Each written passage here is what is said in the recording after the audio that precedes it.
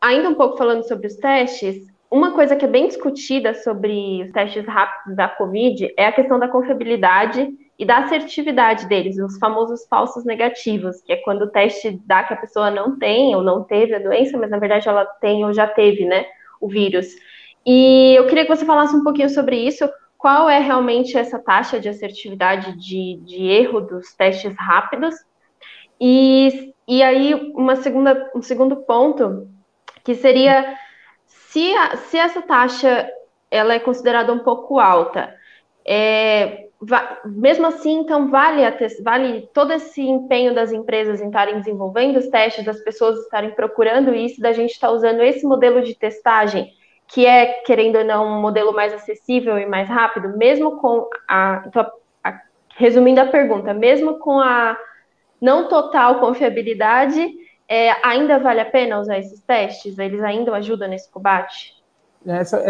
Esse tópico é muito importante, sabe, Bia? Porque uma das coisas que o Covid trouxe para o dia a dia das pessoas foi essa questão do imunocromatografia, teste sorológico, PCR, teste in-house, registro, falso positivo, falso negativo, né? Sensibilidade, essas palavras entraram meio que no vocabulário popular, as pessoas começaram a conversar bastante sobre isso. Uma coisa que primeiro é importante todo mundo entender, e que muitas vezes, assim, muito porque na hora que isso entra no popular, a gente teve, infelizmente, no Brasil e no mundo também, alguns players, alguns laboratórios, gerando um pouquinho de desinformação sobre isso, né, até para preservar, de repente, um mercado ou outro. Então, houve muita desinformação. A primeira coisa que é importante entender é a seguinte: nenhum teste laboratorial é perfeito. Então, isso não existe em análises clínicas, testes laboratoriais com 100% de acurácia, 100% de sensibilidade, 100% de especificidade, que são perfeitos e tudo mais. Isso não existe. Mesmo os melhores testes, né? Então, vou dar um exemplo, testes de HIV ou de gravidez, que são tecnologias já bem antigas, que já estão em quinta geração, quarta geração e assim por diante, a acurácia é de 99,9%. Ninguém fala de uma acurácia ou uma sensibilidade de 100%, porque isso não existe, né? O teste laboratorial, os testes laboratoriais em geral, eles são criados para fornecer evidências para um médico tomar uma decisão, né? Então eles não foram criados para serem totalmente conclusivos. Isso não existe em saúde, até porque se existisse um teste perfeito, um teste matador, né, um teste que sozinho resolve tudo, a gente não teria médicos, né? Você simplesmente iria no laboratório, pediria lá o teste X e daria e já sairia para tomar um remédio. Isso não existe. Então, o teste, a gente sempre tem que entender isso. A função dele é fornecer uma evidência para o médico poder tomar uma decisão, né? Então, o médico toma uma decisão junto com sintomas, com uma análise, com a condição do paciente, idade, várias outras coisas. Então, isso é o primeiro ponto bem importante. Então, assim, falso positivo e falso negativo sempre existiu, né? Então, toda vez que você faz um exame de sangue, não seja só para COVID, qualquer exame, você tem que entender, o paciente tem que entender que existe a possibilidade daquele resultado estar errado, né? E não é que ele está errado, na verdade o teste está certo, só que aquele resultado positivo ou negativo não pode ser confundido com o diagnóstico da doença em si, né? Então ele é só uma evidência. Então, por exemplo, quando você vai lá e faz um teste de sorológico para COVID e deu positivo, não quer dizer que você tem a doença, quer dizer que a reação química reagiu para COVID, para aquele anticorpo. Mas isso não quer dizer automaticamente que você tem a doença. Então, isso é muito importante. Então, falsos positivos e falsos negativos, eles sempre existem.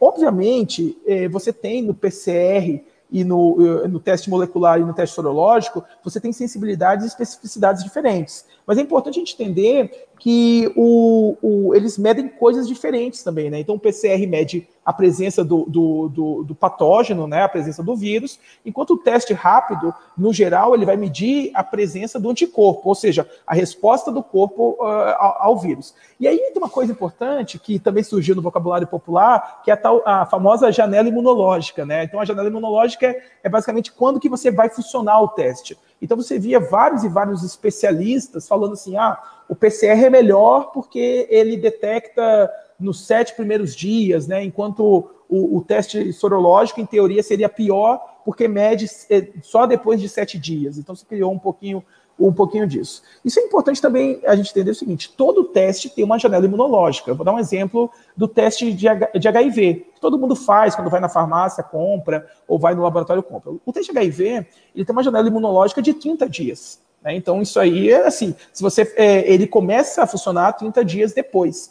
E você nunca vai ver um especialista falando que o teste de HIV é ruim, porque com 5 dias ele não funciona. Isso não... Então, assim, esse discurso da janela imunológica acabou virando um pouco de discurso para tentar vender mais PCR do que teste rápido, infelizmente, sabe? Porque o PCR, obviamente, ele é um teste mais caro, então você acaba tendo um pouco aí de pegada de mercado.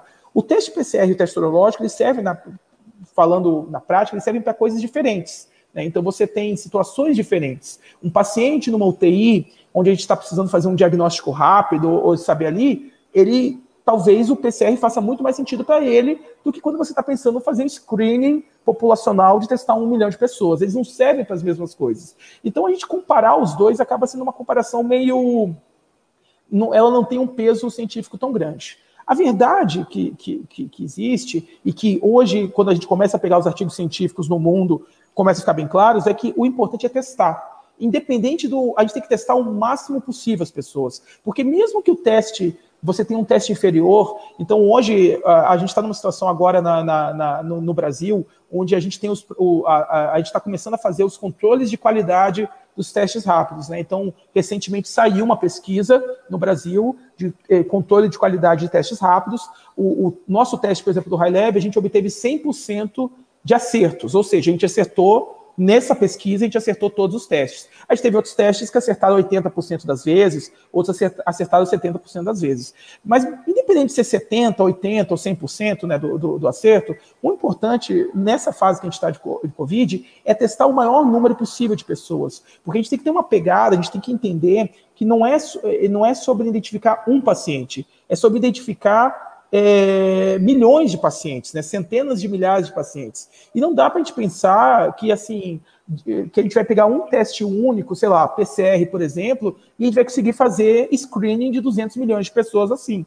Então, no final do dia, eu advogo muito, a gente não pode só pensar na qualidade do teste, isso é importante, mas a gente tem que entender que a gente está numa situação onde a gente tem que fazer testes em massa, né? E qualquer teste feito em massa vai mostrar falhas. Então, o próprio PCR, se você testar 1 milhão de pessoas, você vai ver falsos positivos, você vai ver falsos negativos. Isso vai acabar acontecendo não pela qualidade do teste, mas é pelo aquilo que eu falei. Eles não têm 100%, eles têm 90%, 99%, 85% e assim por diante. Então, no final do dia, assim, a gente deveria estar se preocupando menos com se a sensibilidade é 80% ou 90% ou 70%, mas se preocupar mais em tentar testar o maior número possível de pessoas, porque no final do dia o que importa é o número absoluto, é quantas pessoas a gente identifica na ponta.